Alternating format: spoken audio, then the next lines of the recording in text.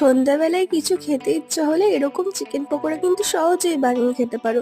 তো আমার ফ্রিজে ফ্রেশ চিকেন ছিল, ওখানে আমি কাঁচা লঙ্কা বাটা, আদা রসুন পেঁয়াজ বাটা দিয়ে হলুদ লবণ আর শুকনো লঙ্কা গুঁড়ো দিয়ে ভালোভাবে ম্যারিনেট করে কিছুক্ষণের জন্য রেখে দেবো। তো ম্যারিনেট করা ভালোভাবে হয়ে গেছে দেখো আমার। এরপরে কিছুক্ষণ পরে ঢাকনাটা তুলে কি সুন্দর দেখো ম্যারিনেট হয়েছে। এর মধ্যে আমরা দিয়ে দেব বেসন। বেসন পরিমাণ মতো দেবে, যতটা চিকেন সেই অনুযায়ী।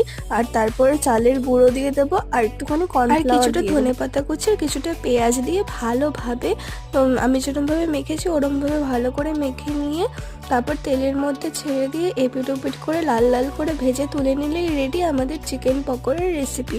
তো একদম স্ট্রিট স্টাইলের হবে, একদম দোকানের মতো। তোমরা একবার অবশ্যই আমার রেসিপিটা দেখে ট্রাই করো, খুবই টেস্টি হয় খেতে। ট্রাই করে অবশ্যই আমাকে কমেন্ট করে জানিও। তো আজকের মতো টাটা বাই, দেখা হচ্ছে নেক্সট ভিডিওতে।